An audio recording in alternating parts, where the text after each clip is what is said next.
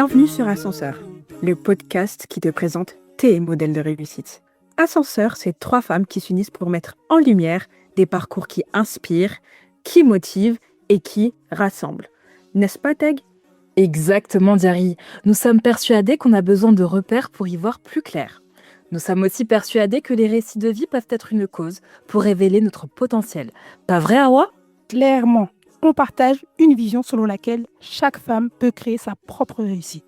À chaque épisode, nous vous proposerons des parcours de femmes qui ont réussi à leur manière. Bonne écoute!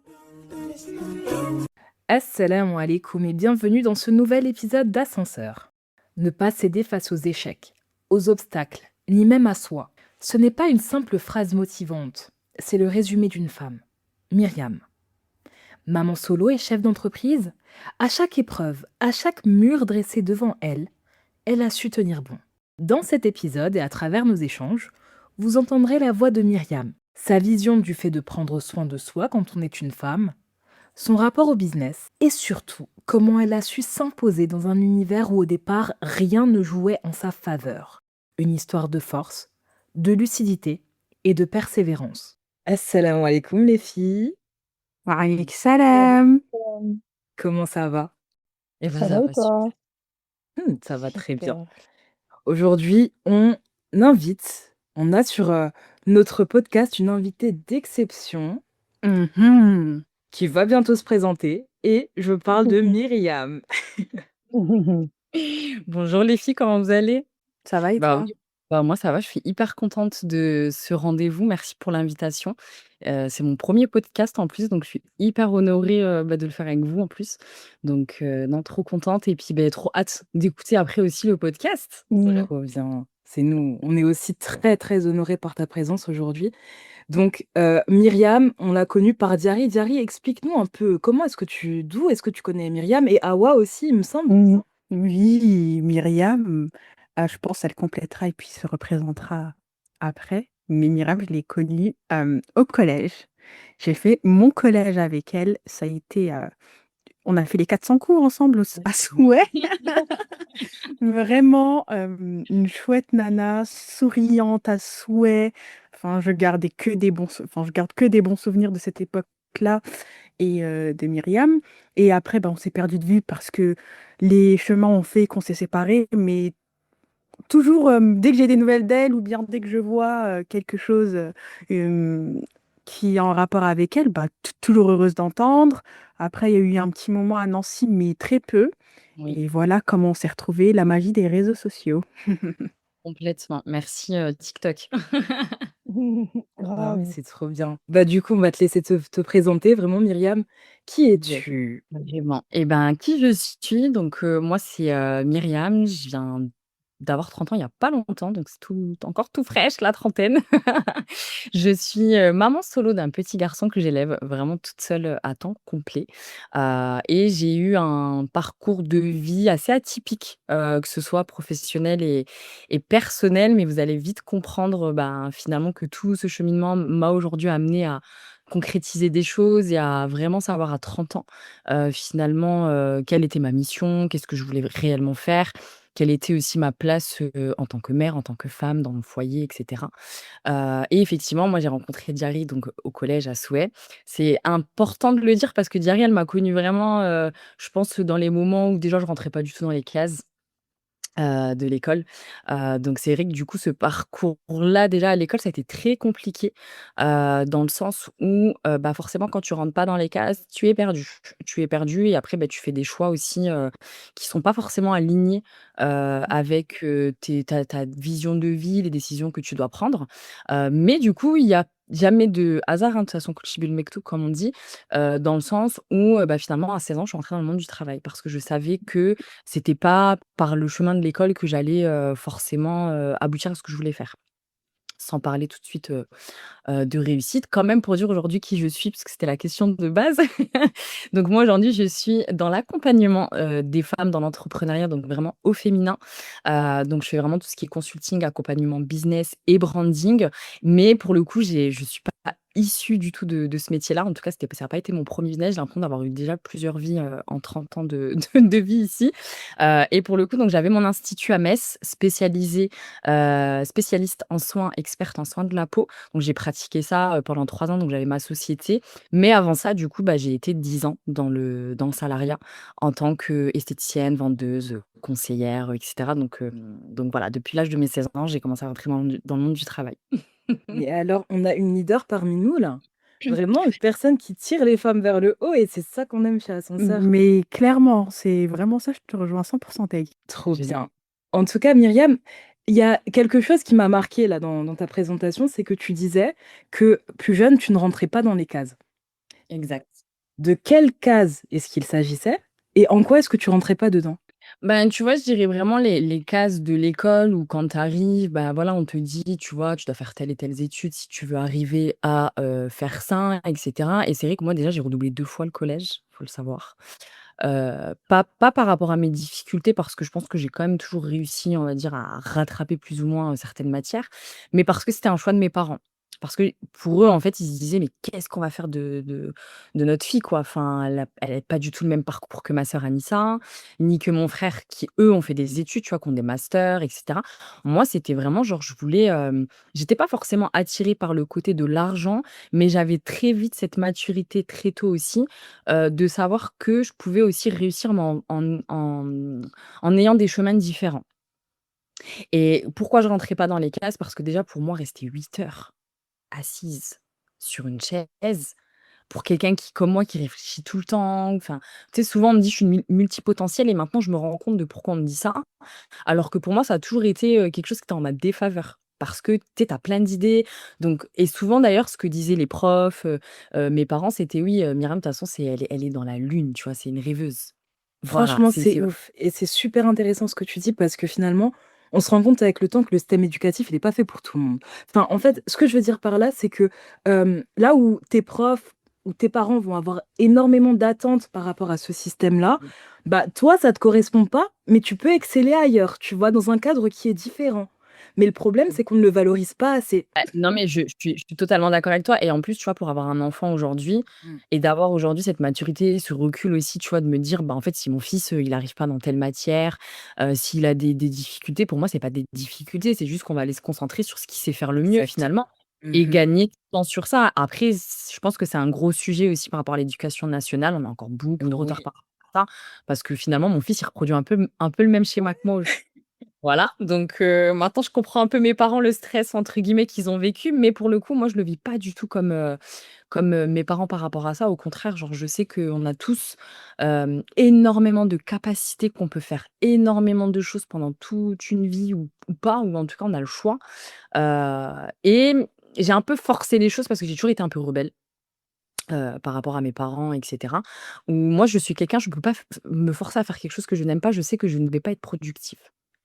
Ça, c'est vraiment, quelque chose que je enfin, tu vas me dire: «Non, tu es obligé de faire ça», bah, je vais tenir 2 jours et on va me perdre, clairement. Mais Myriam, maintenant, tu nous expliques que tu es dans le monde, de l'esthétique, de la santé, du bien-être. Il faut pas avoir peur de dire le terme santé quand on parle d'esthétique pour moi. Hem, Quand on a 14-15 ans et qu'on est en troisième, est-ce que toi, Myriam, tu sais ce que tu veux faire? Tu sais que tu es attirée par le monde, du bien-être ou pas du tout? C'est quelque chose qui qui t'appelle pas forcément et tu tentes quand même à vouloir, comment dire? Entrer dans une voie générale, type seconde générale et cetera ou seconde pro ou pas du tout? Alors, très honnêtement, moi, quand j'étais en troisième et en plus j'ai redoublé ma troisième parce que je savais pas ce que je voulais faire, donc mes parents m'ont fait redoubler.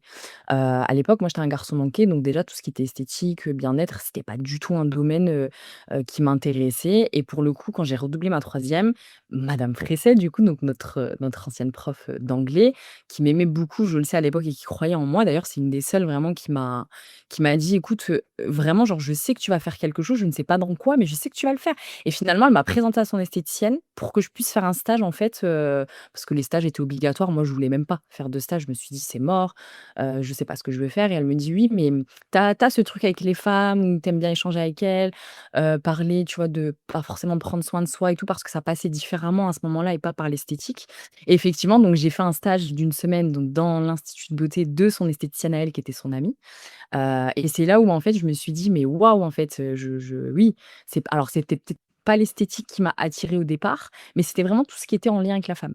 Donc c'est comme ça que j'ai démarré, par le stage là et qu'après je suis rentrée en école à l'internat pour pratiquer l'esthétique. Je profite de ce moment pour dire gros shout out aux professeurs qui Ouais. accompagnent vraiment leurs élèves parce que il faut le dire, hein, il y a ce genre de professeurs-là. Il y a ce genre de professeurs qui sont dévoués, qui cherchent, qui ne laissent pas tomber ceux qui sont un peu, entre guillemets, Mmh. heu, pas dans les enfin, pas dans les chemins tracés, une voie toute droite ou non et madame Fressé, je Mmh. sais qu'elle fait partie de ce genre de prof. Sa cours d'anglais était géniaux, elle ne laissait personne sur le côté et merci à tous ces enseignants-là qui font leur travail d'enseignant. Complètement, complètement. Non, mais c'est super intéressant et du coup, à partir du moment où tu fais le stage, donc tu prends vraiment goût à l'esthétique, qu'est-ce qui s'est passé? Alors, j'ai encore une fois, j'ai pas pris goût sur le côté vraiment esthétique parce que Ouais. moi, honnêtement, enfin, à ce moment-là, prendre soin de soi et tout, c'était un grand mot pour moi. Enfin, je Mmh mh. n'avais Mmh. pas du tout d'attirance par rapport à ce métier-là, mais je sentais que je devais en tout cas rentrer dans le milieu de l'esthétique, Mmh. dans le milieu de la femme en tout cas, parce que pour le coup l'esthétique surtout à l'époque, on parlait pas du tout d'hommes, on Mmh. parlait vraiment plus beaucoup des femmes parce que c'est des grosses consommatrices et ça on va y venir aussi par rapport à la vision que j'ai eue moi il y a 15 ans qui aujourd'hui, Dieu merci, évoluent, bah, grâce à des femmes comme nous, hein, qui donnons la parole aussi, par rapport à tout ça et c'est vrai que quand, j'ai fait mon stage, voilà, j'ai eu un déclic. Je me suis dit: «OK, c'est peut-être pas l'esthétique, mais je sais que ce stage-là, en tout cas cette école et cetera, m'amènera à des choses» et c'est vrai que j'avais, énormément de compétences, en fait, moi, sur tout ce qui était service client. OK et ça se J matérialisait comment? Enfin, comment est-ce que tu as compris que c'était, un plus pour toi ça? et ben, déjà à l'école parce que tout le monde me parlait, j'avais pas de problème avec les gens, tu vois? Enfin, problème, on en a tous eu quand on était au collège, mais je veux dire les gens avaient cette facilité en fait de pouvoir échanger avec moi, de pouvoir leur partager les problèmes et souvent c'était les filles. Souvent c'était vraiment, tu vois, autour des filles, et du coup ça, c'est un déclic aussi que j'ai eu quand j'ai fait le stage parce que la patronne m'avait fait confiance, donc m'avait laissée en cabine et cetera. J'avais pu observer et c'est vrai que du coup, j'avais beaucoup aimé ce rapport, tu vois, avec les clientes, au-delà du côté esthétique où on pouvait vraiment échanger, sans jugement, tu vois, sans complexe, et cetera et c'est là où vraiment je me suis reconnue dans ce milieu de l'esthétique, au départ. Donc effectivement, je suis partie à l'internat, en sachant que donc c'était quand même assez loin de chez mes parents, donc pour moi, ça a été vraiment, un changement de vie complet où tu te retrouves à devoir prendre soin de toi, être qu'avec des filles alors que tu es un garçon manqué, que toi tu veux faire de la boxe, clairement.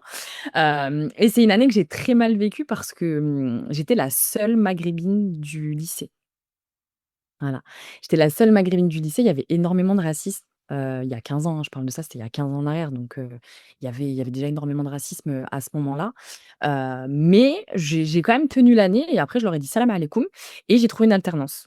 Donc c'est comme ça que du coup qu'à 16-17 ans, je suis rentrée dans le monde du travail. Je suis partie du coup faire mon alternance dans une grande enseigne, c'est une grosse franchise, voilà qui est reconnue, mondialement et c'est comme ça que j'ai commencé, heu et c'est comme ça vraiment que je suis rentrée dans le monde du travail. Par contre, j'étais pas du tout dans l'esthétique, encore une fois, moi j'étais dans le côté vente et je pense que c'est quelque chose que cette société avait vu en moi et c'est pour ça qu'elle m'a pris, pour justement le côté, commercial et cetera. J'aimais beaucoup finalement le maquillage, même si je me maquillais pas, mais j'aimais bien maquiller les autres et du coup vendre des produits comme ça. Donc c'est vraiment comme ça que j'ai passé mon alternance. J'ai pas réussi mes examens la première année. Enfin, j'ai loupé la pratique, parce que bon, ça avait été très compliqué avec, cette entreprise et tout parce que finalement, le racisme a continué après ça. Elle m'a pris en fait, elle a décidé de me recruter parce que ça manquait de couleurs dans voilà, c'est les mots qu'elle m'a dit, hein, vraiment. Non, mais les quotas, les quotas, les quotas, tout le temps les quotas.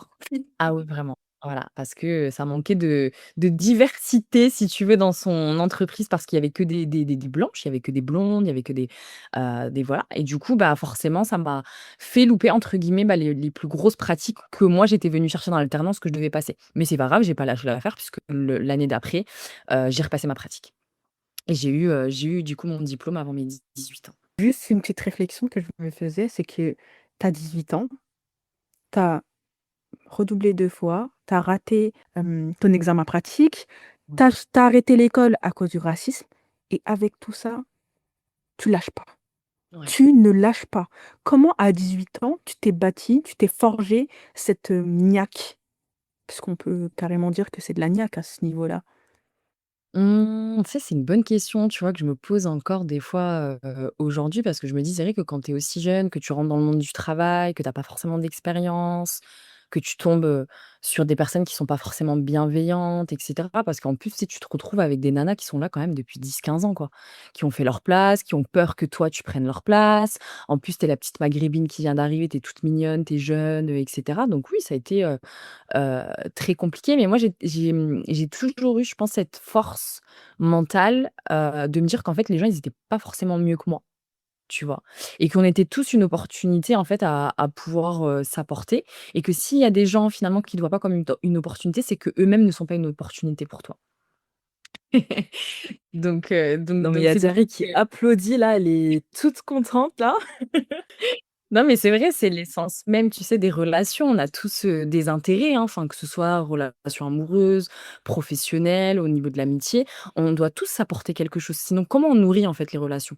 Et bah, c'est pareil aussi dans le cadre du travail. À un moment donné, tu vois, j'ai pris assez de recul. Je me suis dit, et d'ailleurs, ce qui s'est passé un jour dans cette entreprise-là en alternance, c'est qu'elle voulait pas du tout me laisser aller en cabine.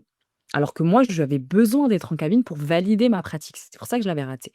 Et un jour, donc elle me laissait toujours en vente parce que forcément c'était là où j'étais le mieux pour elle.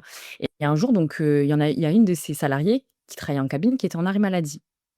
Et moi j'étais à l'accueil et elle me dit, «Bon, aujourd'hui on va pas avoir le choix, du coup tu vas t'occuper des épilations, j'espère que tu sais gérer», et cetera et cetera. Et je tombe sur une petite mamie qui vient, petite épilation des sourcils, vraiment le truc lambda, qui coûte pas super cher. Et moi je ressors de la cabine et tout et la cliente achète pour une centaine d'euros de produits. Tu imagines? Alors qu'elle vient juste pour une épilation des sourcils. Non, mais Myriam, toi, comment on dit? Tu broies la langue de Molière. Tu sais gérer la langue de Molière. Comment est-ce que tu fais? Parce qu'il y a un truc que tu disais pendant la première rencontre qui était super intéressant, et c'est ce que j'ai compris, c'est que ce qui t'importait, c'était pas forcément faire du chiffre, mais c'était d'avoir des clientes satisfaites, c'est ça? Ouais, exactement. Oui, oui, exactement. Après ça je pense que c'est vraiment, un côté très visionnaire, tu vois? Que j'ai eu très tôt aussi parce que je pense aujourd'hui avec du recul, le fait de pas avoir voulu justement rentrer dans des cases, ça m'a permis quand même d'avoir une conscience éveillée, tu vois? De ce que je voulais. Et aujourd'hui, il y a plein de femmes qui ont pas malheureusement cet éveil de conscience parce que, bah, en fait, c'est les autres, tu vois, qui lui disent: «Tu dois faire comme ci, tu dois faire comme ça, tu dois machin» et au bout d'un moment, bah, quand tu te plies à ça, surtout au bout de quelques années, ça les conséquences deviennent des habitudes. Donc moi, je pense que ce qui m'a sauvée en étant plus jeune de justement pas vouloir aller, d'être à l'encontre de ce qu'on voulait de moi, ça m'a permis de garder cette conscience et de rester justement, accrochée avec des compétences finalement qu'aujourd'hui je comprends que je comprenais pas à l'époque. Et effectivement, quand je suis rentrée dans le milieu de l'esthétique et surtout en alternance et que je voyais donc les femmes, mais consommer, mais à un point inimaginable alors que le problème était beaucoup plus profond que ça, je me disais: «Mais c'est pas possible en fait qu'on se serve des femmes pour consommer, pour, surconsommer, alors qu'elles viennent justement pour être écoutées, entendues et trouver des vraies solutions» et pas, parce que du coup, je voyais des nanas qui revenaient quasi toutes les semaines. Pour des gros complexes en plus, tu vois? Parce Mmh. que moi, comme j'avais des gros problèmes de peau, à l'époque, j'avais énormément de problèmes d'acné, donc en plus, quand tu as des problèmes de peau, que tu rentres dans l'esthétique, c'est un peu compliqué parce que, bah, les gens, vont pas forcément te faire confiance, tu sais? Mmh mh. Si elle a des boutons, elle va pas me vendre sa crème. Bah oui, en fait, parce que la crème là, elle marche pas. Tout simplement. Et tout simplement et du coup, moi, j'ai toujours été honnête avec ça, comme quand on venait me voir, on me disait: «Ouais, est-ce que tu penses que je devrais faire Roaccutane?» «Non, regarde, moi, je fais pas Roaccutane». j'accepte en fait, tu vois, que mes problèmes de peau, soient comme ça et cetera. Je sais que je finirai par trouver des solutions, mais c'est pas en consommant n'importe quoi que tu vas arranger tes problèmes. Sauf que, bah, c'est difficile d'amener cette vision-là dans des milieux esthétiques où à l'époque, en plus, il y avait pas cette mentalité, où finalement, bah, tout est lié à l'émotion, l'alimentation, le bien-être holistique, tu vois, la confiance qu'on peut avoir de soi, parce que finalement tout part de ça et qu'en fait tout était relié à un produit. Bah oui, il faut faire du chiffre, donc forcément les patrons, ils vont pas t'entendre parler pendant des heures, qu'il faut mettre ça en place pour pouvoir accompagner la femme dans des meilleures consommations. Ils en ont rien à faire eux de ça. Et c'est pour ça que tout à l'heure, quand je disais que tu es dans le domaine de la santé parce que en santé, la définition de la santé, c'est un bien-être complet et pas seulement l'absence de maladie. Et le bien-être complet, ça passe aussi par l'esthétique. Vous voyez, quand on va aider les gens à regagner confiance en eux ou n'importe quoi par rapport à tout ce qui est hygiène, santé, il y a un pan esthétique qui est important et on doit l'apporter, on doit faire des ateliers autour de ça. Je dis ça parce que une époque, quand j'étais chargée de mission, dans une asso, c'était beaucoup des personnes qui étaient à la rue et cetera ou bien, vous voyez, on les accompagnait dans la réinsertion et bah, vous voyez, j'étais chargée de santé publique, hein, mais cela n'empêchait que je faisais des activités avec les AES sur tout ce qui était esthétisme. C'est important et c'est dingue que, tu vois, jusqu'à maintenant, on a un peu du mal à comment dire, à concilier ces 2 termes ensemble. Mais toi, il y a 15 ans, tu étais déjà dans cette vision où tu te dis que, OK, on peut pas parler que d'esthétisme sans parler aussi, de santé et que justement l'esthétisme fait partie de la santé et je trouve ça, encore une fois, chapeau, je te tire mon chapeau l'artiste. Non, mais c'est vrai. C'est intéressant ce que tu dis, par rapport à ça. En tout cas, si on s'adresse vraiment aux femmes, peu importe dans quel domaine d'activité elle va être, les choix qu'elle va faire, il y aura toujours quelque chose qui est relié par rapport à l'esthétique.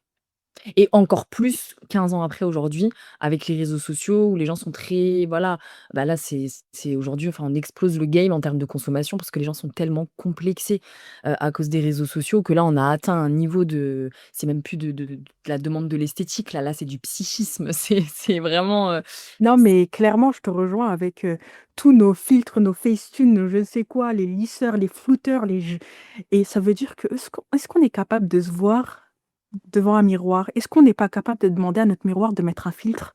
exact. Là, carrément, demain, tu vas, dans une pharmacie ou un centre qui vend des produits esthétiques, tu vas lui demander quelque chose, des produits qui vont te donner l'effet que l'intelligence artificielle fait. Enfin, Bah, tu vois, il c'est ce faut qui se qu'on passe se avec remette la chirurgie, hein, avec la oui, chirurgie esthétique, tu vois? typiquement, Mmh. typiquement. Ah franchement, Non, c'est c'est dingue. vraiment incroyable. C'est vraiment incroyable. Et ce que tu nous disais aussi, Myriam, c'est que tu étais un très très bon élément pour ton entreprise. Qu'est-ce qui a fait que du jour au lendemain, tu deviennes entrepreneuse? Ouais, ça, c'est encore une autre histoire. Ah bah, disons que après avoir eu mon premier CDI à 18 ans et en ayant enchaîné des postes très jeunes et aussi à responsabilité parce que très vite j'ai été adjointe, j'ai pu être manager. Alors par contre, je restais jamais plus d'1 an. Je crois que j'ai dû tenir 2 ans dans la même entreprise et c'était la dernière avant de me lancer à mon compte, mais je restais jamais très longtemps parce que, il y avait pas de possibilité d'évoluer. Du coup, moi, en fait, un peu comme à l'école, je me sentais bloquée dans mon potentiel, de pas pouvoir, faire plus. Mais par contre, pour moi, l'entrepreneuriat, c'était quelque chose qui était inaccessible et je pense que c'est pour ça que j'ai mis peut-être plus de temps aujourd'hui que les générations, en dessous, tu vois? Où à 20 ans, tu as des filles qui se lancent déjà et cetera et vraiment bravo, faites-le. Ne soyez pas conditionnés directement après l'école à devoir aller travailler pour quelqu'un, alors que vous pouvez faire complètement les 2 quoi. Donc ça, c'est hyper intéressant et effectivement, pour moi, l'entrepreneuriat, c'était vraiment inaccessible où comme on te forme pas à entreprendre, en tout cas, on t'accompagne pas dans cette société en France à entreprendre, à être créative, à assumer, ce que tu veux faire et cetera. On t'apprend à travailler pour quelqu'un. Donc déjà, c'est vrai que quand tu arrives, tu pas forcément de modèle d'entrepreneuse. Ma mère, elle est entrepreneuse depuis quelques années, mais pour moi, c'est pas de l'entrepreneuriat, visionnaire puisque du coup, elle reste attachée quand même à un poste et cetera, donc c'est encore différent. Mais j'ai pas vraiment eu de modèle, moi, entrepreneuse, autour de moi, donc c'était encore plus compliqué de pouvoir se dire: «Waouh, demain, je vais entreprendre, je vais lancer» non. Ce qui a fait que je me suis lancée, c'est le fait que je sois devenue maman. Ça m'a, heu, ça m'a changé beaucoup de choses au niveau de ma perception de la vie, parce que forcément quand tu as un enfant, tu penses plus du tout toute seule, tu as des responsabilités et quand tu vois que tu es maman solo, que déjà tu rentres pas dans les cases, que tu es trop compétente pour les entreprises, que tu as trop d'idées, qu'en plus, tu veux pas travailler les week-ends parce que tu as ton enfant et que la seule chose que tu sais faire, bah, c'est le commerce. Donc dans tous les cas, il faut que tu t'adaptes à des horaires qui sont quand même, assez, difficiles quand tu es maman solo parce que tu travailles du lundi, au samedi, tu travailles les jours de fête, les dimanches, tu finis pas avant 20h. Donc c'est vrai que moi, mon dernier poste, donc mon fils il rentrait en maternelle, donc il avait 3 ans. C'est là où vraiment j'ai pris conscience qu'une femme n'avait pas en fait à adapter, sa vie personnelle par rapport à sa vie professionnelle et je me suis dit: «Pourquoi pas faire l'inverse?» Adapter justement ma vie professionnelle en fonction de ma vie, en fait, personnelle, donc par rapport à mon fils. C'est-à-dire que, bah, aujourd'hui, je peux pas me permettre de quitter à 20h. Moi, mon fils à 16h30, faut que j'aille le chercher, tu vois? Donc voilà et finalement, à l'époque, donc quand j'étais dans cette entreprise, j'avais demandé à ce qu'on puisse m'aménager mes horaires.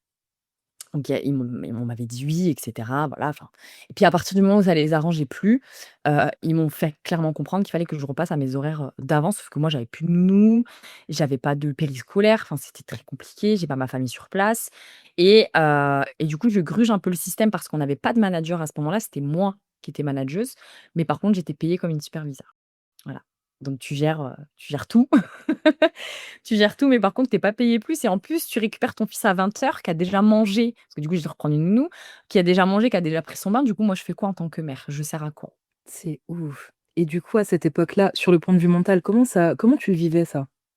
Ah, c'était très dur. Ça a été très, très dur parce qu'en plus, bah, quand tu es maman solo, tu sais que déjà, tu as pas le choix, parce que personne va venir nourrir ton enfant, à ta place et en même temps, tu as envie d'être une maman présente pour ton enfant. Donc c'est vrai que c'est compliqué parce que tu es un peu, dans cette période compliquée où tu sais que tu as pas le choix d'aller charbonner, tu es une lionne, clairement et en même temps, tu aspires à autre chose pour ton enfant donc tu vois, c'est là où en fait, c'est là où tu prends des risques, finalement. C'est là où tu prends vraiment des risques.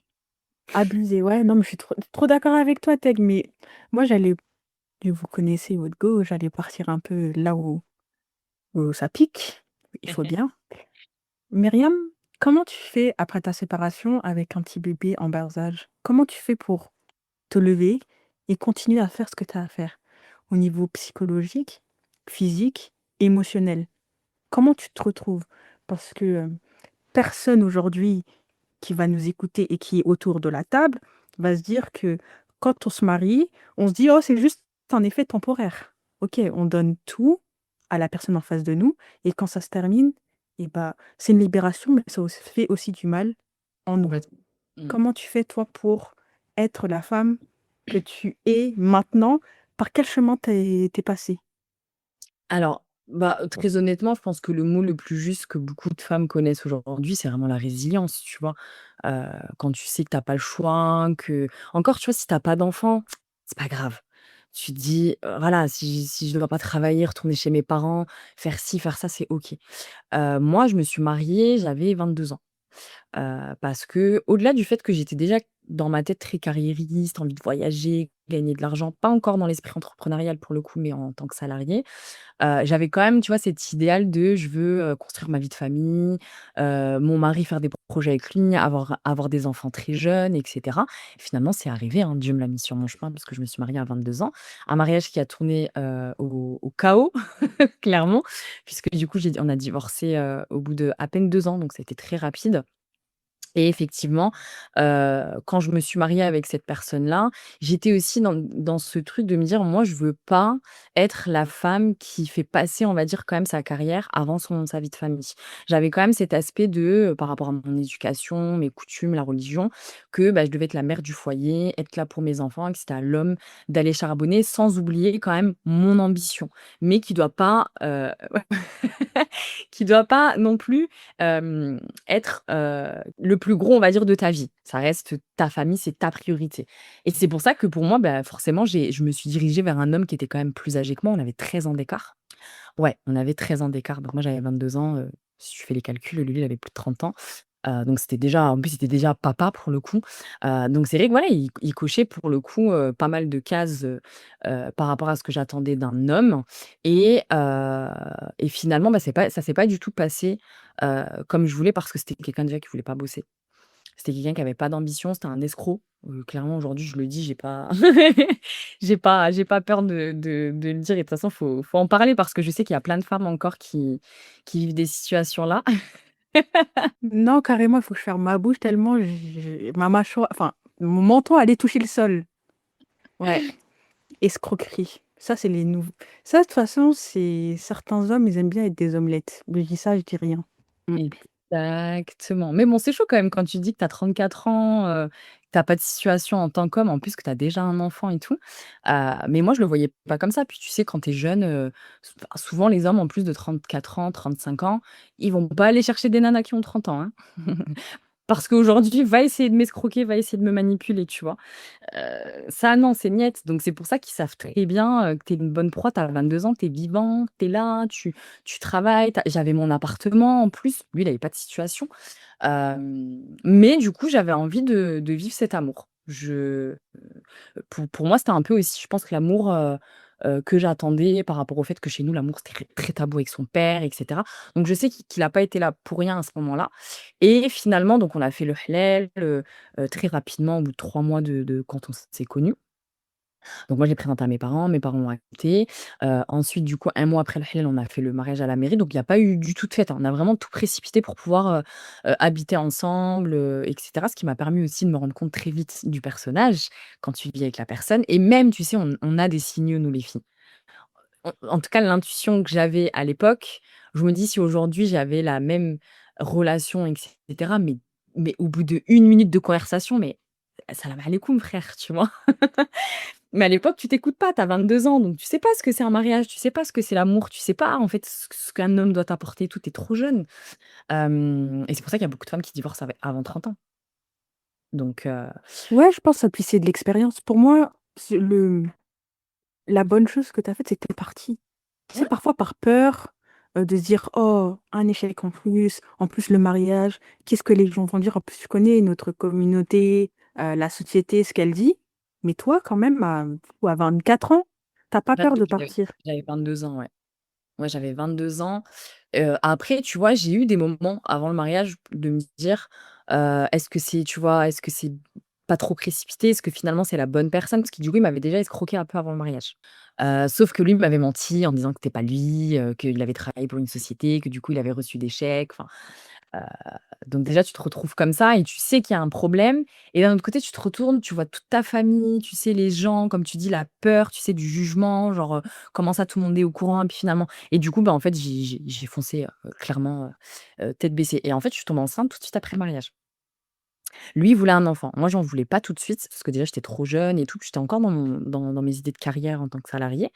Et finalement, je suis tombée enceinte et puis, bah, là, ça y est, ça a été pour lui l'occasion de se dire: «C'est bon, elle est enceinte, elle est à moi», voilà et comme tu sais que tu peux pas en parler autour de toi parce que tu as pas envie qu'on te juge encore une fois, bah, du coup, tu dis rien et tu attends et pour le coup, bah, c'est ce qui s'est passé sauf que moi, à mes 6 mois de grossesse, tu sais l'info, Dieu m'a mis l'info comme ça, c'est passé comme ça: «Tu ne vas pas rester avec lui». C'était clair et net. Bah, en fait, c'est la 1re fois qu'il a levé la main sur moi, c'est quand j'étais enceinte de 6 mois, à peu près, ouais, si mes souvenirs, sont bons, parce qu'il y a beaucoup de choses que j'ai oubliées.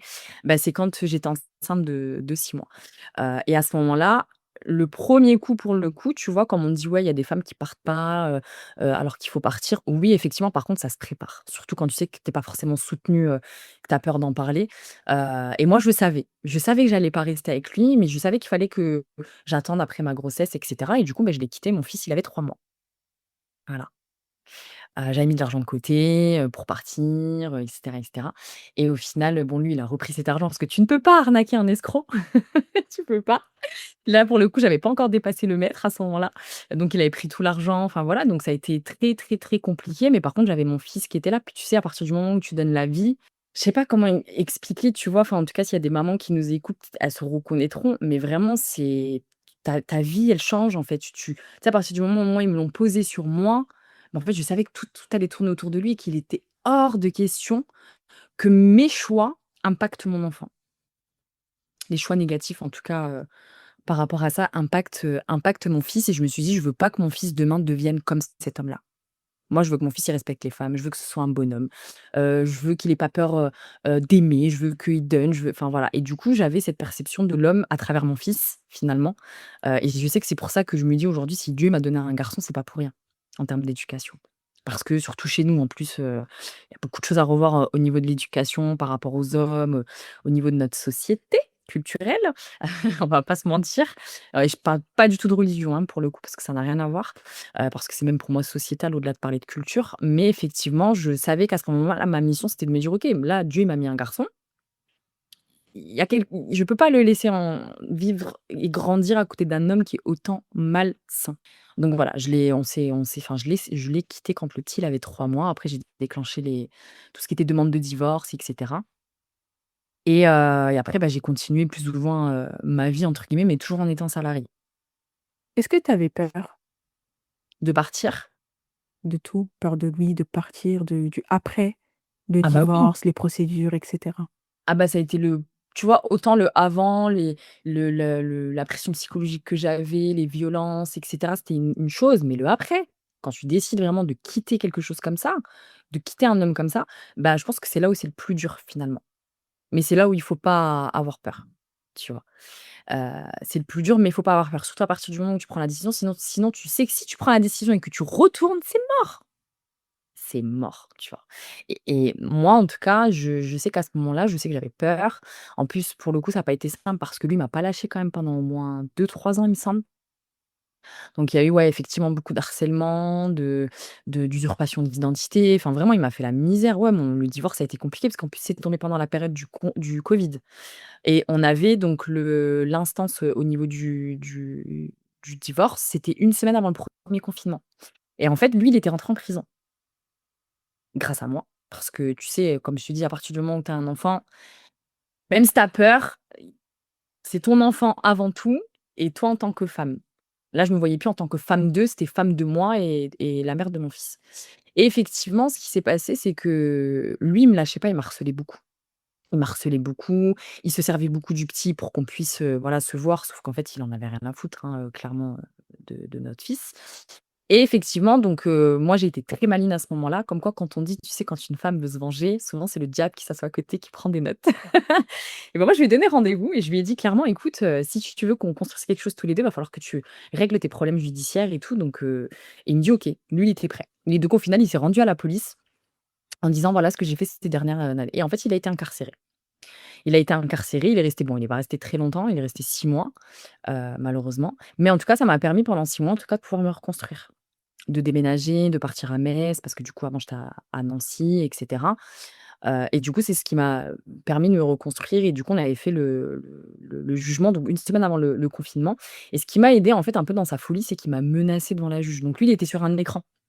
Parce que comme il était en prison, du coup, il pouvait pas assister au jugement et il m'a menacé entre guillemets, devant la juge, et cetera et cetera et j'ai pris le temps d'aller le voir quand même au parloir.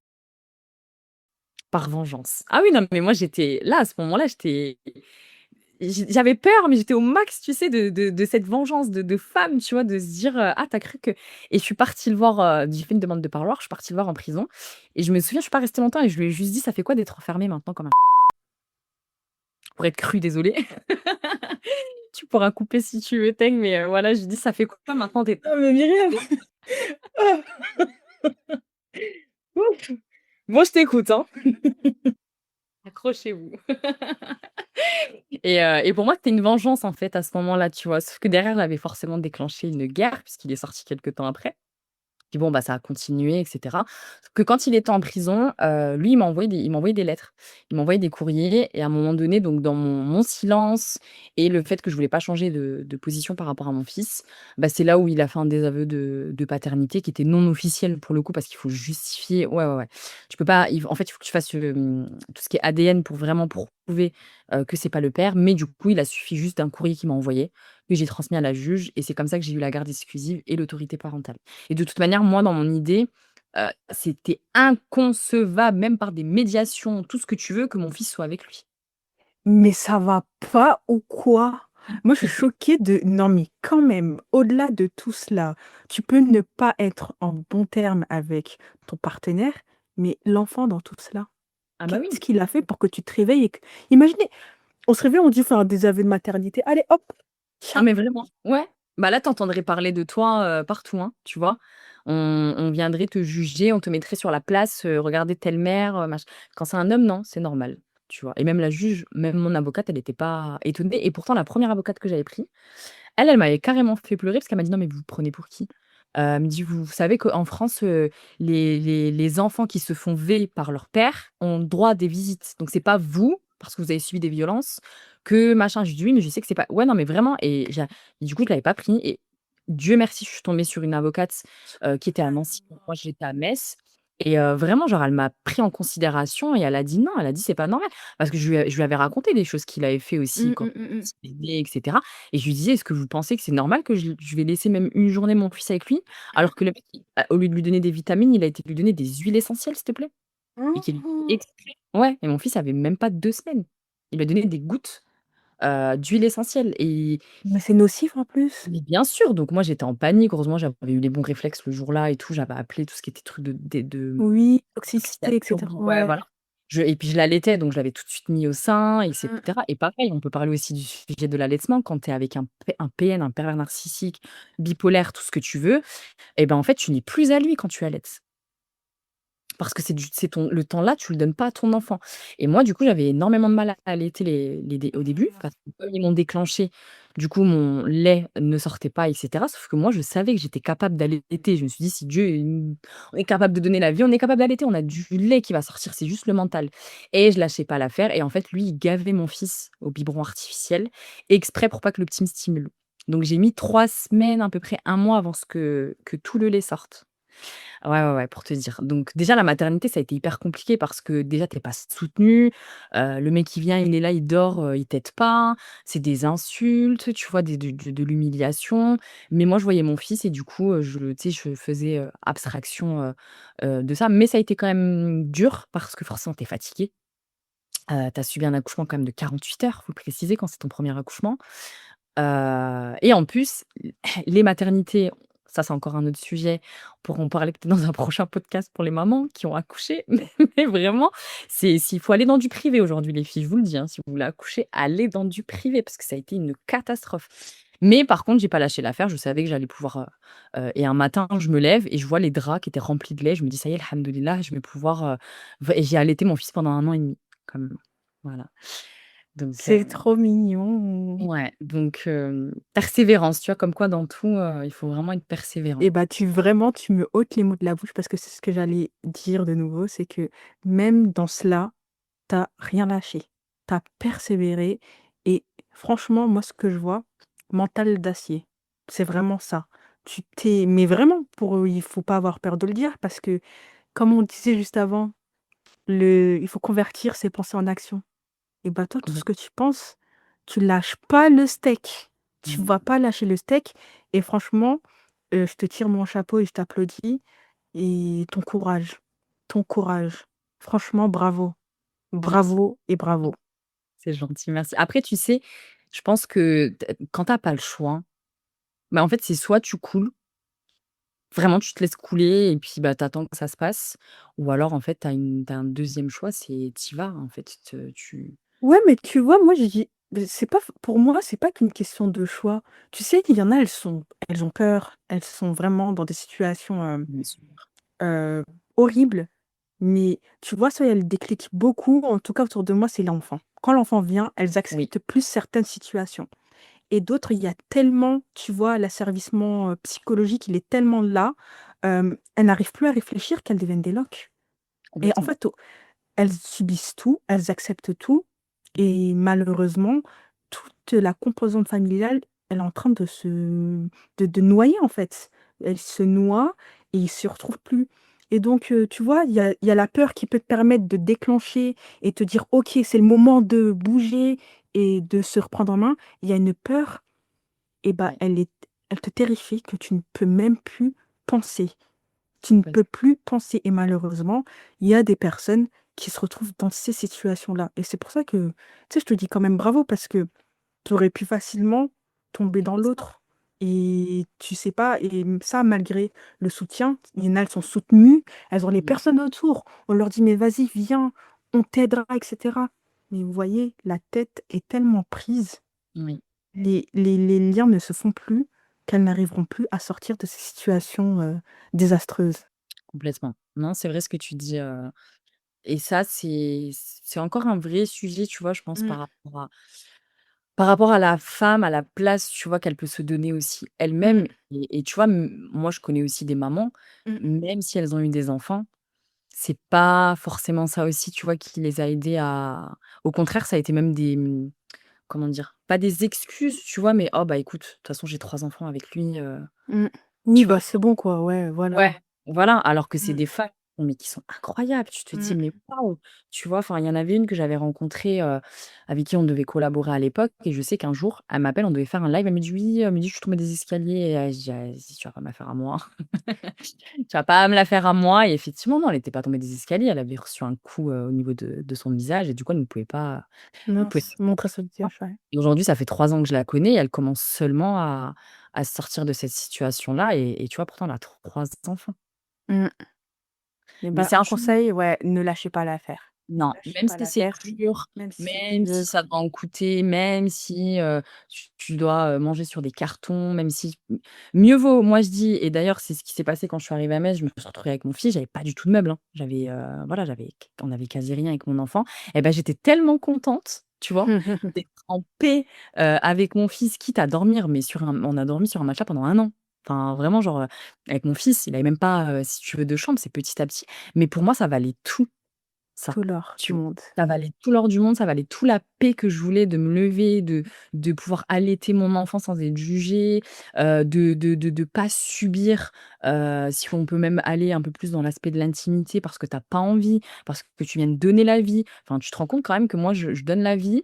Une semaine après, mon mari qui me demande d'appeler la sage-femme pour savoir quand est-ce que je pourrais avoir des rapports. Astaghfirullah. Mmh, On a, mmh. tu vois? Donc je rentrerai pas dans les détails, Oui, mais non, mais ça suffit déjà. voilà. C'est assez éloquent, je trouve. Qu'en Exact pensez-vous, les filles? Moi, je trouve que c'est bon. C'est bon. exactement. Voilà. Donc tu sais, quand, tu vis des choses comme ça, bah, à un moment donné, en fait, tu dis: «OK, peut-être que je vais perdre quelque chose», mais en soi, tu perds quoi? Mmh, mmh. Non, mais totalement. Tu Mais ton gagnes parcours, il est tellement inspirant, Myriam, parce que tu avais en fait, bon, on part du principe où de toute façon, genre Allah, il nous éprouve pas plus que ce qui est dans notre capacité. Moi, la question que je me pose, c'est que voilà, maintenant, tu as eu toute cette expérience qui t'a permis de développer, comme tu as dit, la résilience et tout.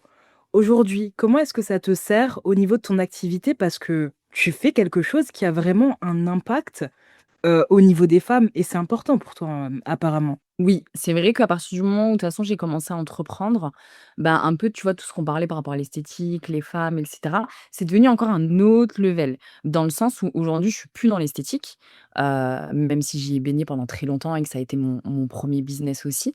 Mais aujourd'hui, je suis vraiment, genre, dans l'entrepreneuriat, féminin. Je m'adresse uniquement aux femmes.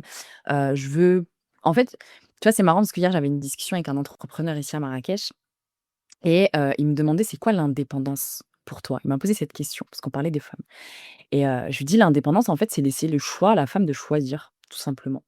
C'est vrai, c'est pas hyper, compliqué. Totalement. On va pas parler de l'aspect financier, on va pas parler de, je veux traiter mon foyer comme ci, comme ça, machin. Non, moi, j'ai rencontré des femmes qui ont voulu, que je les accompagne à travers, ce que je fais aujourd'hui dans l'accompagnement, parce qu'elles veulent rester à la maison. Elles veulent faire leur small business. Mais en fait, ça, c'est de l'indépendance. Tu vois, tu choisis. Rencontrer des femmes aussi, tu vois, qui m'ont même remis à ma place en mode: «Non mais moi, je me verrai jamais développer des business. Je sais que moi, ce que je veux, c'est, mon mari gagne sa vie, je m'occupe de mon» en fait, tu es en accord, tu es aligné avec ça. Qui va te donner Voilà. une autre définition de ton Non, indépendance, mais tu tu as tout dit. Tu vois, le mot alignement, là, ça, c'est le mot que je bois matin, midi, soir. L'alignement, c'est trop important parce que, comme tu l'as dit, c'est quelque chose qui est très subjectif. Tu as des personnes qui vont être alignées bah, en pétant le score avec 5000 business, etc., etc. Et d'autres qui vont être alignées en prenant soin, genre, de leur famille et rester, en fait, au foyer, tu vois. Mais chacun sa notion. Et comme on le sait dans l'ascenseur, chacun sa réussite. Preach, sis, preach. Moi aussi, je le fais. En fait, vu que vous ne nous voyez pas, on est en train de claquer des doigts parce que ça, c'est notre façon de dire que ouais. T'as raison là. En plus, elle le fait avec une gestu, tu sais, vraiment de bad girl, on adore. Non, mais tu sais quoi? Pour revenir sur, l'entrepreneuriat, Myriam, c'est que c'est intéressant ce petit passage de ta vie, je pense qu'il va en inspirer plus d'une. C'est que tu t'es basée sur ta propre expérience pour te lancer dans l'entrepreneuriat, n'est-ce pas? Complètement. Alors moi, si tu veux, tout mon parcours d'entrepreneuse, c'est basé sur mon storytelling.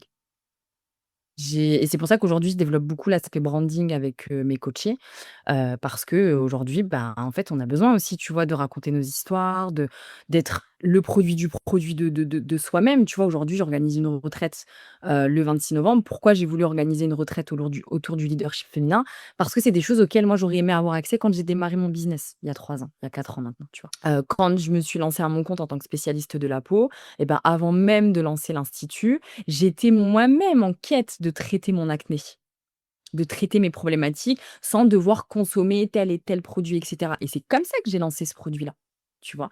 Donc moi, tout ce que je vends aujourd'hui, tout ce que je propose vient de mon vécu, vient de choses qui m'ont aidée aussi en tant que femme et c'est vraiment comme ça aujourd'hui que je vois en tout cas moi mon parcours d'entrepreneuse.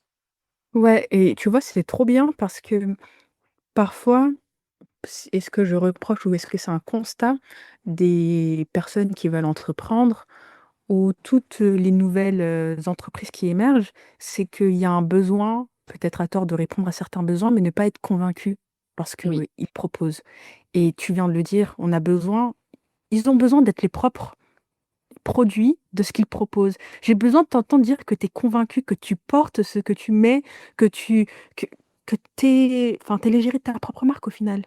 complètement, complètement. Et maintenant, enfin, tu vois, les gens, je parle autant du niveau du textile que cosmétique ou ce que vous voulez, les gens nous proposent des produits que eux-mêmes ne consomment pas.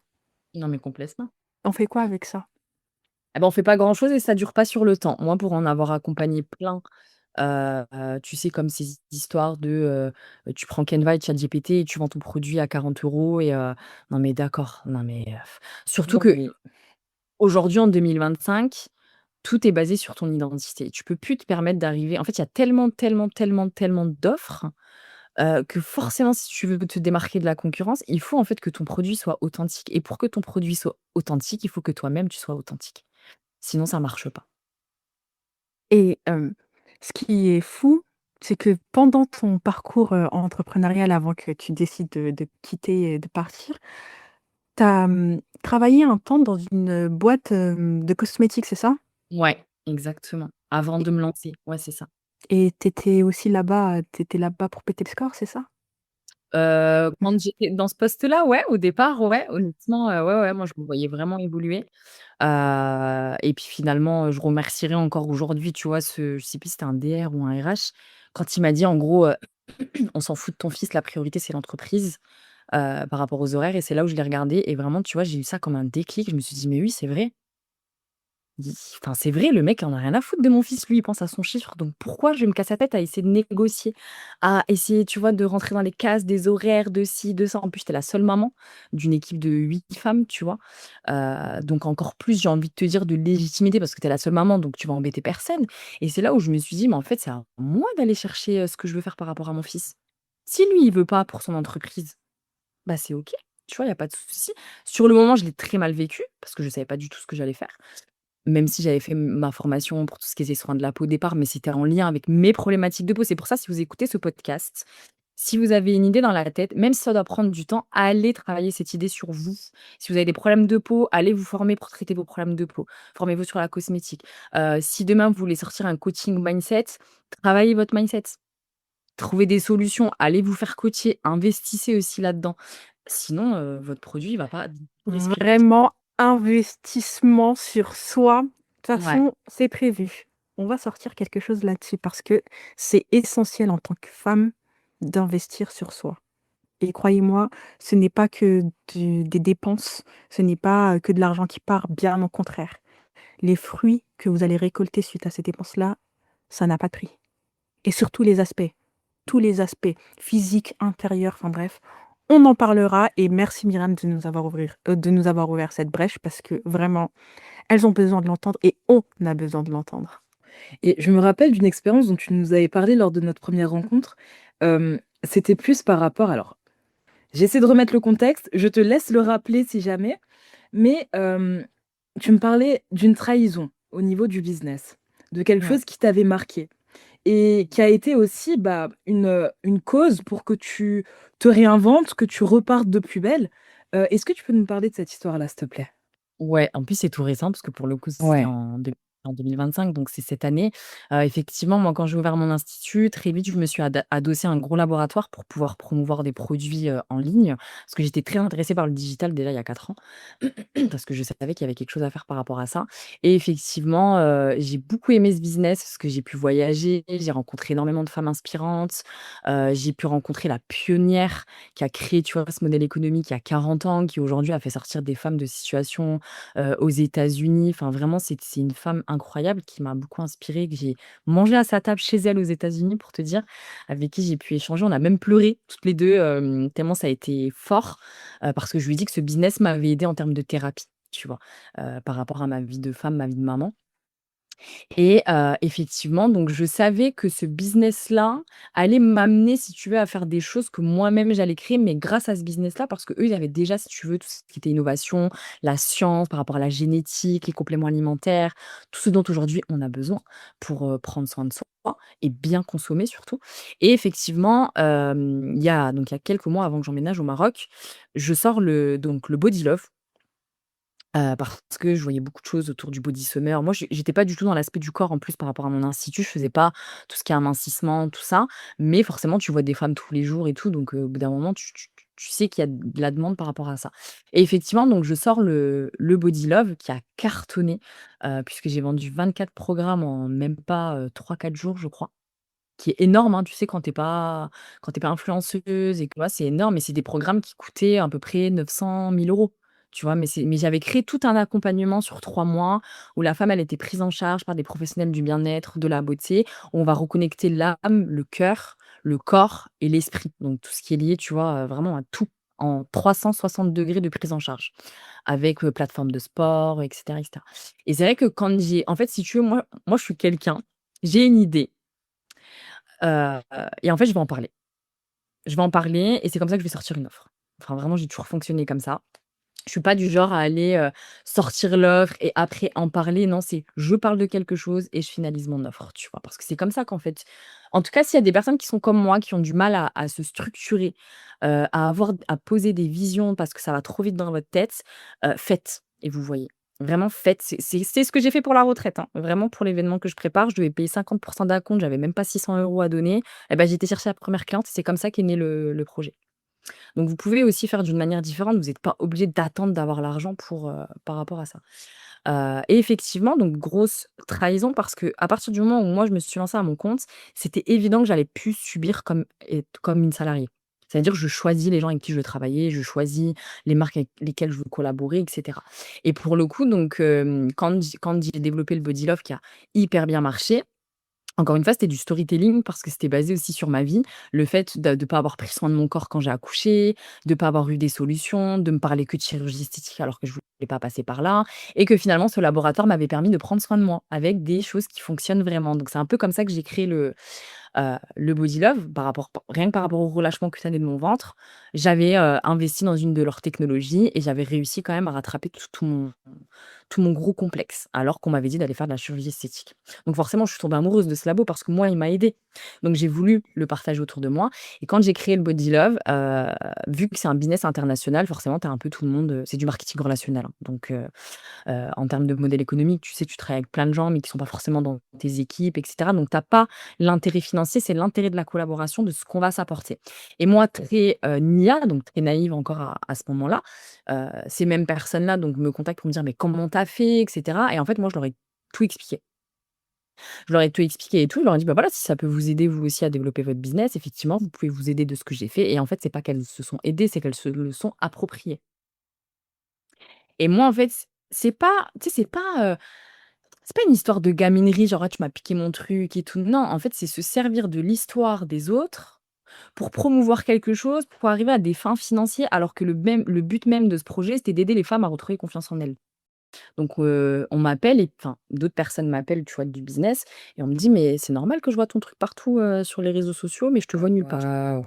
Donc en tant que fondatrice et c'est là où en fait, oui, ça a été une grosse trahison dans le sens où je me suis dit: Finalement, tu vois, l'entrepreneuriat, tu pas aussi dans un monde de bisounours, même si tu choisis les gens avec qui tu veux travailler» et ça a été une grosse déception parce que c'est des choses qui m'ont rappelé, tu vois, le côté salarié où tu te fais humilier, où les gens te respectent pas et ça, je ne veux plus de ça, tu vois? Mais Je totalement. Mmh. Voilà et c'est comme ça que, bah, d'ailleurs, c'est en partie grâce à ça que j'ai emménagé au Maroc. Voilà, Le donc choix du Maroc. Pourquoi le Maroc? Je sais que tu es marocaine. bah, ouais, mais tu vois, regarde, j'étais pas retournée au Maroc depuis 15 ans, donc au final, c'était même pas un premier choix, le Maroc. Moi, je suis arrivée dans un pays, au final, que je connais plus parce que, bah, il y a 15 ans et puis, en plus, moi, mon père, il est de Casa. Moi, j'arrive, je m'installe à Marrakech, une ville que je connais pas, je connais personne, j'ai pas de famille, et finalement, le jour où il s'est passé ça, pendant une semaine, j'étais vraiment, je pense qu'il y a un peu tous les éléments de ma vie, les choses que j'ai dû subir et tout qui sont arrivés à ce moment-là et d'autant plus avec le body love parce que le body love a fait ressortir énormément de blessures à travers les femmes que j'ai accompagnées parce que c'est des femmes qui avaient eu des problèmes, d'agression, de de trucs, de machin et que du coup, c'était beaucoup plus profond et ça me ramenait encore à il y a 15 ans où je me disais: «Mais tu vois, la femme, l'esthétique», enfin, en fait, tout est ouf et j'ai fait une sorte de mini burn-out qui a pas, duré très longtemps, alhamdoulilah qui a été bénéfique au final parce que c'est le jour-là où j'ai appelé mes parents, je lui ai dit: «Je pars, je veux plus rester en France. Je sens que je j'ai plus ma place ici. J'ai envie d'être, dans un endroit où les gens sont chaleureux, où il y a de l'intérêt mais bienveillant», tu vois? Enfin, j'étais vraiment en quête de ça et je me rendais compte qu'en étant salariée ou entrepreneuse, c'était l'endroit qui n'allait pas. Tu pouvais pas évoluer et puis tu sais, moi je pars du principe que tu ne peux pas évoluer dans un endroit où les gens ont connu tes faiblesses. Et moi, Metz, Nancy, tout ça, tu sais, c'était trop relié déjà à mon passé, mon divorce, mon fils, la maman qui galère, tout ça et j'avais plus envie, qu'on en fait, les gens à Metz étaient hyper dans l'admiration, mais j'avais ce sentiment aussi, tu sais, qu'ils disaient: «Ah Miskina, tu vois, les mamans solo, elles lâchent rien, c'est bien», tu vois? Mais et en fait, je veux plus qu'on m'associe à ça. Je suis pas une victime. Je l'ai été, mais aujourd'hui, je suis pas une victime, je suis une femme capable. Demain, j'ai plus envie de rester au Maroc, je veux revenir en France, je reviens, il est où le problème? Tu vois?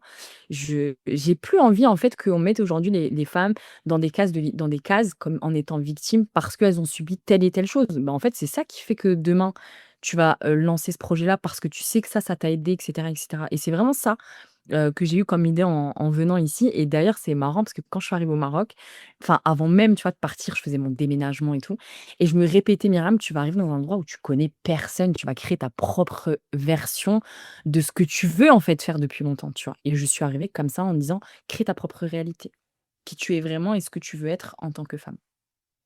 On aime beaucoup les filles. Est-ce que vous avez entendu déjà? C'est ça être leader et c'est ça avoir de Oui, l'audace. Nous, on aime l'audace. oui. Ah non, mais trop, j'aime beaucoup. Merci, Franchement, ton Vraiment. discours, ton parcours nécessite que l'on approuve et qu'on dise bravo, quoi. Franchement, tu me laisses sans voix, Myriam. Grave. Allahumma barik. Et d'ailleurs, Myriam, on va profiter de ton expertise. Quels sont les 5 conseils que tu pourrais donner aux femmes pour qu'elles prennent soin d'elles? Alors, les 5 conseils que je peux donner aux femmes pour qu'elles prennent soin d'elles, bah, en fait, ça va pas être hyper compliqué, mais fais ce que tu as envie de faire, quoi. Ça passe aussi par ça, parce que tu sais, tu peux aller, encore une fois, prendre soin de toi, te faire un masque, machin, mais si dans ta tête, tu pas au bon endroit, c'est pas ton masque qui va faire la différence. C'est pas parce que tu t'es préparé une bonne assiette colorée, si quand tu as fini de manger, tu ressens toujours la même sensation, c'est que voilà, moi, je dirais prendre soin de soi, ça passe aussi par des phases qui sont difficiles parce qu'il faut aller chercher malheureusement, des fois, c'est vrai, tu vois, on dit: «Ouais, on n'est pas obligé de subir et cetera». Alors il y a une différence entre subir et vivre des choses difficiles. Moi, je sais que toutes les choses que j'ai pu vivre qui ont été difficiles m'ont amené finalement à prendre soin de moi aujourd'hui sur différents aspects, dans le sens où j'ai créé aujourd'hui un business autour de la femme de ce que je suis et non l'inverse et ça, rien que pour ça, c'est prendre soin de moi. Parce que je me respecte, tu vois? Je respecte mon temps, je respecte mon énergie, je respecte la femme qui je suis, je respecte ce que je consomme, que ce soit sur les réseaux sociaux, les gens avec qui je parle. Aujourd'hui, le fait d'être avec vous aujourd'hui pour un podcast, c'est un choix. On est libre, j'aurais pu dire non, vous aurez pu voilà, choisir. faites des choses qui vous font du bien. Tu as envie de faire du sport, bah, faire du sport. Tu pas envie de faire du sport, tu as envie de dormir toute une journée, dors toute une journée. Mais vraiment s'écouter avant tout, en fait, c'est ça? Ouais, c'est vraiment comme on disait, tu vois, le mot, de l'alignement, de pour pouvoir prendre soin de soi, c'est d'être aligné, en fait, dans la manière dont comment tu veux prendre soin de toi aujourd'hui. Tu vois, moi, en étant arrivée ici au Maroc, je vais pas vous mentir, je passe par plein de chemins qui sont hyper difficiles, encore une fois, parce que c'est challengeant, tu connais pas les gens, tu pas les codes, j'ai pas mes repères, donc je peux pas forcément manger ce que je veux au départ et cetera, faire mes courses. Mais du coup, je vais pas me plaindre, tu vois? Je il y a une semaine, j'étais en down complet parce que j'avais pas d'interaction sociale avec les gens. Et ben, j'ai dit: «Bah, je vais pas rester comme ça, je vais aller me poser dans un café, je vais aller parler avec les gens». Et bah, c'est ce que j'ai fait, c'est ce qui m'a amené à faire des rencontres par rapport à la retraite et ça, finalement, je suis rentrée chez moi et bah, c'est comme si, tu vois, je m'étais fait un câlin. C'est ça et de pas rester bloqué sur des choses qui nous conviennent pas. Comme je disais, aujourd'hui, on peut vivre des choses difficiles, mais on n'a pas à subir la difficulté. En tout cas, merci beaucoup Myriam Avec de ta plaisir. présence, du temps que tu nous as accordé, de ton parcours, de l'avoir relaté, de t'avoir tout dit sans tabou. Merci beaucoup. En tout cas, sache que tout ce que tu nous as raconté est source d'inspiration. J'en ressors grandi comme à chaque fois qu'une femme vient ici sur Ascenseur. On te souhaite de belles choses, qu'Allah t'accompagne dans tout ce que tu entreprends. Qu'Allah te facilite pour ta retraite avec toutes Oui. les femmes que tu auras, avec toi et franchement, on espère te voir briller encore sur les réseaux sociaux. Avec grand plaisir. Merci à vous de m'avoir donné la parole. C'était un vrai plaisir, en plus, c'était mon premier podcast, encore une fois. Donc j'ai hâte, d'avoir vos retours. J'espère en tout cas que même, tu vois, si ça peut toucher, une femme qui écoutera, ce podcast et qui se reconnaîtra et que peut-être qu'elle prendra une décision ou Mmh.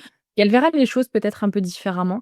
Si je peux donner un dernier conseil, heu, vivez en fait. Enfin vraiment genre, enfin, on a tellement de choses à vivre en tant que femme, on est tellement puissante qu'il Mmh. y a personne qui a le droit de nous faire douter de ça. En tout cas, si vous doutez de ça, c'est que soit vous êtes pas au bon endroit, vous êtes peut-être pas avec la bonne personne, vous êtes peut-être pas, Grave. dans le bon business et cetera. Quand il y a un doute, il y a pas de doute Mmh. et dites-vous que tout ce que vous faites pour vous enfin, nous les femmes aujourd'hui, on porte le monde, hein, quand même, hein. On donne Mmh. la vie, Mmh. on transmet énormément de choses, donc tout ce que vous faites pour vous en termes d'accomplissement, c'est ce que vous allez aussi donner comme cadeau à nos enfants et à nos futures générations et ça, c'est la plus belle chose qu'une femme, elle peut donner, quoi. Et Myriam, je vais finir avec la dernière question, vraiment la question phare de notre podcast. Qu'est-ce que c'est la réussite pour toi? Alors la réussite, alors pour moi, je dirais, tu vois, c'est de pas trahir sa vision. C'est-à-dire que quand tu as une idée en tête, clairement, hein, bah, même si tu dois passer par différents chemins et cetera, mais que tu dis: «Non, j'abandonne pas». Tu trahis pas ta vision, tu vas pas aller, te faire entretenir, par le premier mec venu parce que tu as besoin d'argent et cetera et cetera. Non, c'est vraiment de pas trahir sa vision. Après la réussite, encore une fois, c'est aussi propre à chacun. Mmh. Heu, Ma réussite ne peut ne pas être la réussite de quelqu'un comme à l'inverse aussi, et je pense que c'est important de redéfinir, effectivement, et c'est d'ailleurs pour ça que j'aime beaucoup, vos podcasts par rapport à ça, parce que c'est quelque chose qui m'avait intégrée. Je me suis dit: «Putain, enfin des nanas, tu vois, qui ont compris que la réussite, c'était pas une finalité, en fait, c'est tout un cheminement» et ça, j'ai mis du temps à le comprendre et aujourd'hui, tu vois, je me rends compte que tout ce que j'ai vécu, bah, en fait, tout ça, c'est des réussites. Pour moi, c'est pas du tout des échecs. Grave et la dernière question. Qui, ces dernières années, t'ont influencé? Qui est ton modèle de réussite? Eh bien, je dirais que mon modèle de réussite, déjà, ça va être la pionnière du laboratoire. Mmh. Heu, Vraiment une des femmes qui m'a beaucoup, beaucoup impactée, qui est très portée vers l'entrepreneuriat au féminin, qui a créé un modèle économique de dingue, qui cartonne aux États-Unis, même si voilà, en France, c'est toujours un peu plus compliqué dans tout ce qui est marketing et cetera. Mais après, au-delà de ça, je dirais que les femmes qui m'ont beaucoup inspirée, c même cette dernière année 2025, c'est les 4 intervenantes que j'ai choisies pour ma retraite. Ouais. Mmh. Qui sont-elles là? Je veux savoir là, c'est Mmh. Alors, on a Amel, du coup, qui a été ma coach en physique quantique et neurosciences pendant quasi Ouh! pratiquement 8 mois, qui m'accompagne encore aujourd'hui, qui m'a énormément aidée.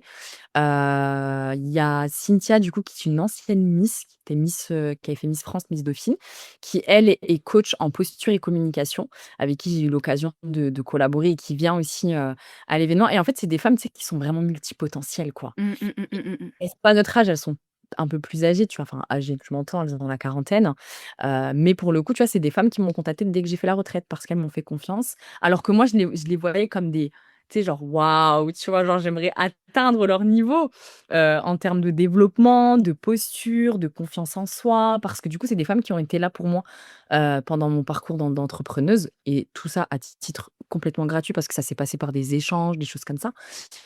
Mais au final, c'est des femmes qui m'inspirent par leur parcours et parce que c'est des femmes, si on peut parler, tu vois, d'anciennes générations qui ont osé, contrairement à beaucoup de femmes des générations là qui ont malheureusement pas eu les ressources qu'elles, elles ont eues. Et du coup, elles m'ont transmis des choses que moi, j'ai envie de transmettre, en tout cas à mon échelle à 30 ans.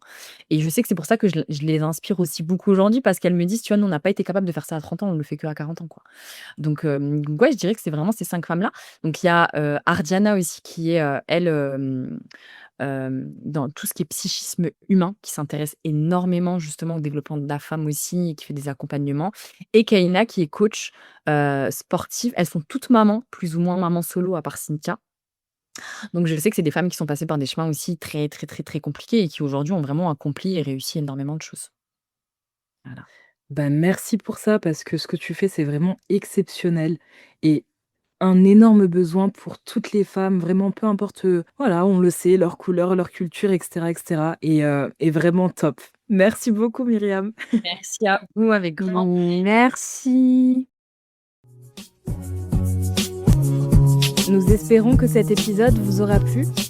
N'hésitez pas à nous laisser un avis sur votre plateforme d'écoute préférée et n'oubliez pas de nous suivre sur nos réseaux sociaux.